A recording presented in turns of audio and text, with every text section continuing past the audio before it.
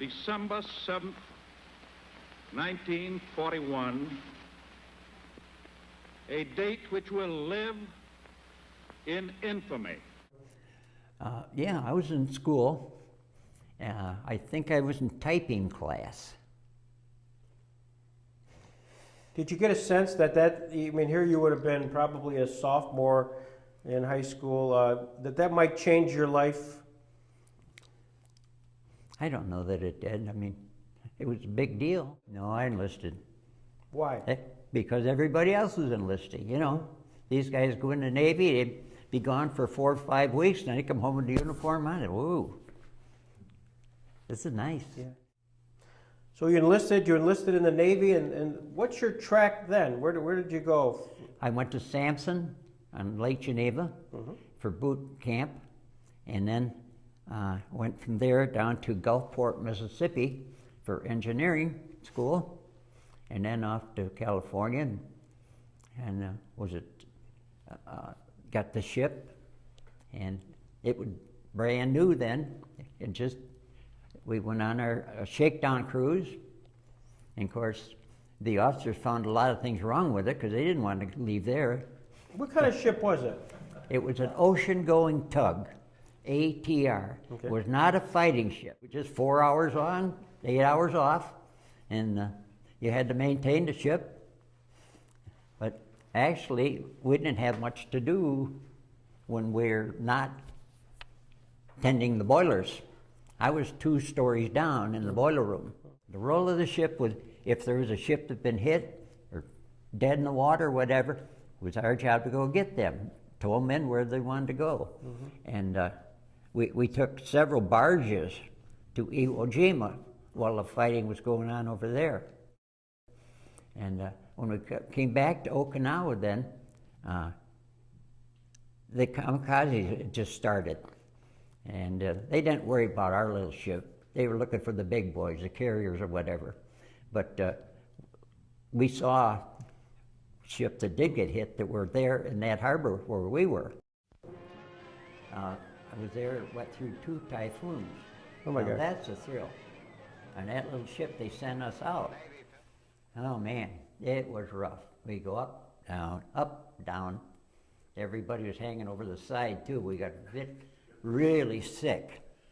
And one of the places we went was to Shima, and there's a war correspondent got killed there, Ernie Pyle. Ernie Powell. Ernie got killed there. That was at Shima. And there's several other places where the smaller ships were, the LSTs and other small ships, and a lot of those during this typhoon got beached. They were up on dry land, so we had to go and pull them off. We had a fellow on the ship from Boston. He had 4 children. Really? Yeah, so there was some older guys and family ones too. There were only 2 black persons on there, and they were mess crew for the officers. Was there much interaction with those 2 guys? Did you fraternize with them, or they just stood by themselves, you black guys? Oh yeah. I used to write letters for them, to their families. They couldn't write, so I write letters for them.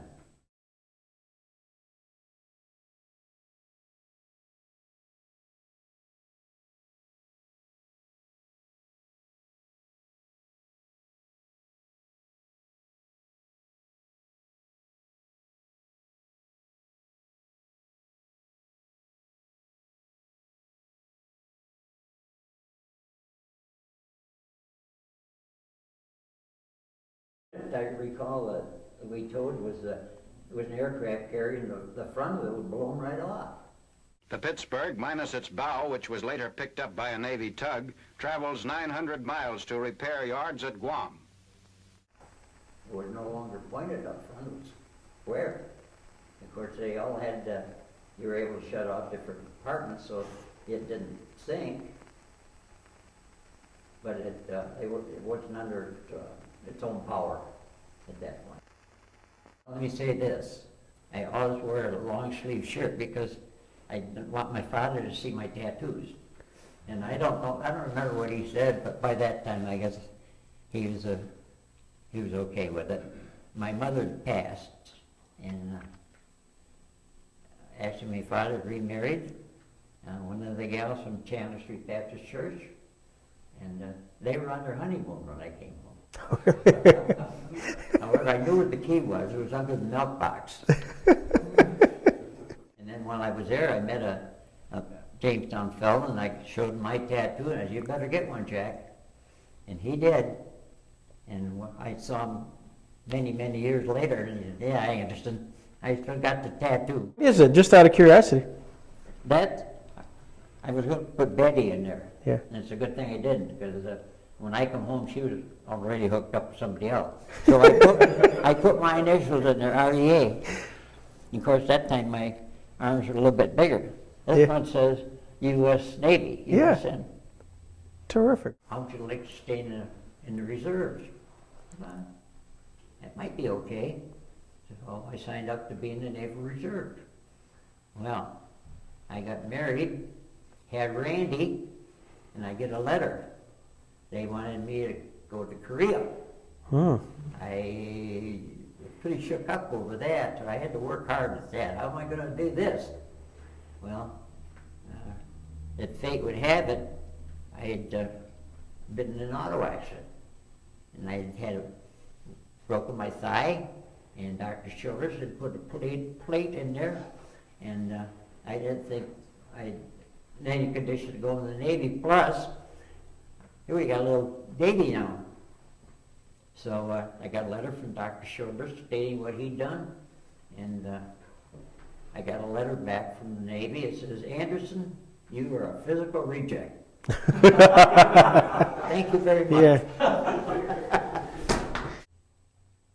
That's about as like me asking my father and mother about their early childhood. We didn't do it. Right. I don't know that Randy has a clue other than this.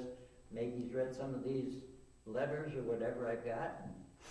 But no, we didn't talk much about that. This has been great, Roger. Thank you so much Oh, you're for welcome. sharing your time and energy. And Well, I've enjoyed it.